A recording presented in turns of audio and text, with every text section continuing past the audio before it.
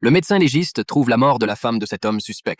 L'autopsie n'a même pas pu être réalisée que le corps avait déjà disparu. Il y a sûrement un complot derrière tout ça. Après avoir attendu longtemps, la police n'a trouvé aucune piste. Carlos, nerveux, veut rentrer chez lui, mais un agent de police à la porte lui dit de rester tranquille. Il ne peut pas quitter le commissariat tant que le corps n'a pas été retrouvé.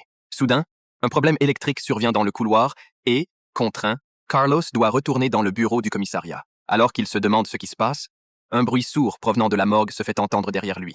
Il s'approche discrètement et découvre, sur le chariot de sa femme, une boîte en métal. Il s'en approche et l'ouvre, découvrant à l'intérieur quelques effets personnels de sa femme, mais son téléphone portable est introuvable. Soudain, il remarque qu'un autre placard est ouvert, et dans ce placard, il trouve la bouteille du poison qu'il a utilisé pour tuer sa femme. Avant qu'il ne réagisse, les lumières s'allument soudainement. Carlos cache précipitamment la bouteille dans sa poche. Les policiers arrivent immédiatement et constatent que le placard a été forcé. La boîte en métal censée être dans le placard a disparu. Le shérif interroge Carlos, lui demandant ce qu'il faisait là. Est-ce qu'il cherchait un objet personnel de sa femme? Carlos explique qu'il n'a touché à rien, mais après avoir vérifié la liste, un téléphone portable est manquant. Carlos devient encore plus nerveux, mais il n'a d'autre choix que de sortir tout ce qu'il a, sauf la bouteille de poison. Il espérait s'en sortir en passant inaperçu, mais le shérif a déjà vu sa panique. Il le pousse contre le mur et procède à une fouille complète. Effectivement, il trouve la bouteille de poison dans sa poche. Carlos tente de se défendre, disant que c'est son collier, mais le shérif ne le croit pas. Il donne la bouteille à un collègue pour qu'il la fasse analyser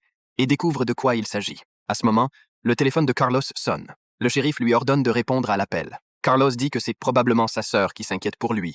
Mais à l'autre bout du fil, c'est sa petite amie, Felicia. Elle lui annonce qu'elle est arrivée à l'hôpital, mais que l'agent de sécurité est toujours inconscient et n'a pu fournir aucune information.